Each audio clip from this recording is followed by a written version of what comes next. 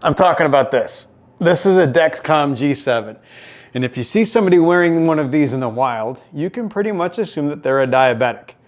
I've worn one non-stop for the past 90 days. And there are 5 critical things I've learned on how to manage my diabetes. And I'm pretty sure the lessons are universal. You're not going to want to miss this. Here we go. So let's dig into these 5 things, and they're in no particular order. But first, when packaging is labeled keto friendly or low glycemic or total net carbs because they're subtracting fiber from the carbohydrate count, none of that matters when it comes to what's happening to my blood sugar when I eat that particular item. And so we've got to be very aware that this packaging that's leading you towards, oh, this will fit within my diet, or as a diabetic, this will keep my blood sugars regulated and low, doesn't matter. It's what happens once you eat that food that matters. And I wouldn't have known what was happening if I didn't have the Dexcom device alerting me that certain foods were spiking my blood sugar that on the packaging was indicated as either keto friendly or low glycemic or low carb, you name it. Some great examples are the Mission brand carb friendly or low carb tortillas. Anything labeled keto in terms of chocolate. For me, anything that was labeled pro in the yogurt or dairy section. Greek yogurt or protein enhanced yogurt. Oikos is a pretty popular brand. Half a cup of that and I'm in the 200s immediately. Things like certain nut butters that indicate no sugar added. That's awesome. I'm glad there's no sugar added. But for me, the sugar that's already contained in those items was too much for me to have, even in the smallest portions. And actually high amounts of protein. If you don't know this, this will be surprising to you. High amounts of protein, which your body then converts into glucose through gluconeogenesis, can actually spike and keep elevated your blood sugar because it takes so long for your body to break down proteins. Yes, it is a slower rise than perhaps a tablespoon of sugar, but at the end of the day, a couple of hours after you've eaten that meal that's extremely high in protein, you might see your blood sugars be extremely elevated. And I knew that because I had this device constantly tracking on my behalf where my blood sugars were headed. And this was the biggest thing for me. At the end of the day, I couldn't lie to myself about what was good for me and what wasn't, based on the packaging label and then how much I enjoyed that particular food. Because without the Dexcom information, I could pretty much excuse away anything that I knew I wanted to eat that may or may not fall within the guidelines of being a diabetic. But once you have the Dexcom device on and that thing is chirping at you about your blood sugars after a particular meal, you know going forward that the ingredients in that meal, whatever it was, is not something that's going to fit within your diet plan going forward if managing your diabetes to the point of either remission or elimination is your goal. And the last thing on that topic, we took a 4-day vacation in Orlando, part of which included a few days at Disney doing some park hopping. And I will tell you, I didn't realize the impact of diet deviations on me until that moment. And there were a couple of meals within our Disney trip that I really enjoyed. I would say went off the rails in terms of a diabetes control standpoint, thinking that within a few hours, the natural processes of my system would kick in and get the sugars regulated if I just bumped up the insulin a little bit. And that ended up not being the case. It was almost 5 days before I started seeing a normal pattern again of my blood sugars being within a specific range, assuming I kept myself well within the guide rails of my diet and committed to the exercise every single day. I knew then that those deviations weren't one-offs that just took a couple of hours to resolve.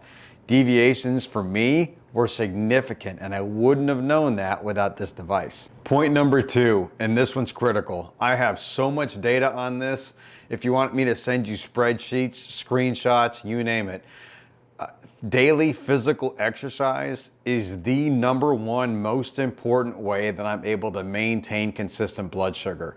When you look at the Dexcom device from when I got to the gym and started working out until about 45 minutes into that particular session, you will see a cliff drop of blood sugars every single time without fail. So along those lines, There are some things I learned about exercise specific to me, but I think would apply to the broader population. Number one, aerobic exercise had the greatest impact on my blood sugar numbers. So I would begin an aerobic workout, whether it be on a treadmill, running miles, on a rower.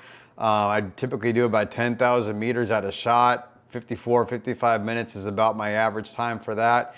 And you can see the graph in my Dexcom device over that 45-minute period. It is a straight down. I would go from 160, 170 typically to the mid or low 90s by the time that particular exercise was done. Point number two, aerobics combined with a traditional weightlifting period, so maybe 30 minutes of cardio and 30 minutes of weightlifting, or 45, whatever, had the longest impact. So the aerobic exercise would drop the numbers down, and then the weightlifting would keep those numbers down longer than just aerobic alone. And then last but not least, I know I can't afford to lose a day of exercise. There's no just pushing it one day and taking it easy the next, because on the day that I'm taking it easy, my average blood sugar is much higher than what it should be than if I had taken the time to about 30 to 45 minutes on some machine somewhere to get that workout in.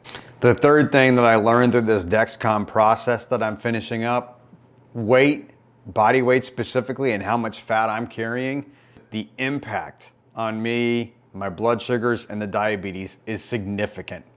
The more fat I lost, the more of the medications I could scale back on, and that includes cholesterol medications, all the statins that they had me on.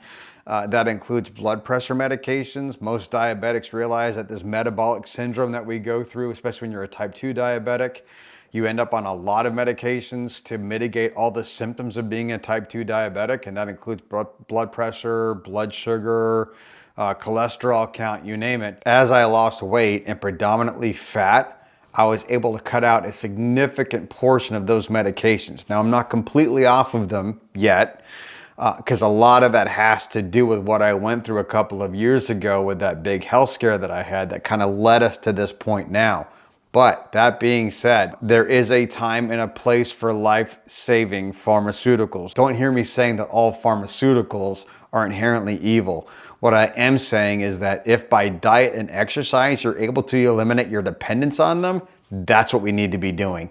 And there's no excuse for continuing to live the way that we're living that caused this disease in the first place to take pharmaceuticals only to keep living that way. Because in the end, this disease can and will take over. And I'm sorry, but birthday cake every once in a while is not worth losing my eyesight or some limbs for.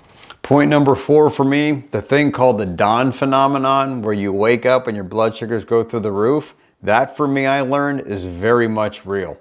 A lot of athletes talk about fasted training in the morning, and I would assume if it's good for them, then it's good for us as diabetics. And I've learned that working out in the morning goes a very long way towards solid blood sugar control throughout much of the rest of my day.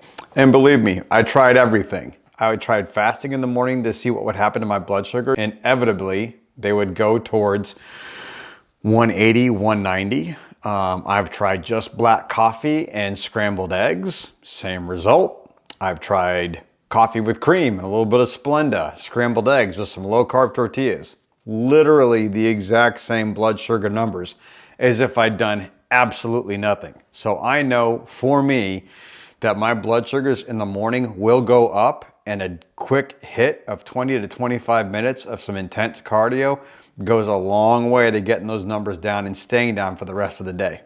Let me conclude with this. The 5 things I've learned by having a Dexcom device for about 90 days is this. Number 1, the foods that packaging indicates is either low glycemic or diabetic safe or keto friendly, you name it, they aren't safe for me to consume on a regular basis. 2, I know that daily physical exercise is a requirement for me to control my blood sugar. Without it, I can't keep it as low as it needs to be. 3rd, my weight is critical to managing diabetes, and losing that weight has gone a long way towards keeping my numbers in check and getting me off a lot of those medications. 4th, for me, the dawn phenomenon of highly elevated blood sugars in the morning is a real effect for me, and working out in the morning is also critical. And 5th, only way I knew any of these things is that I had the knowledge provided by the Dexcom G7.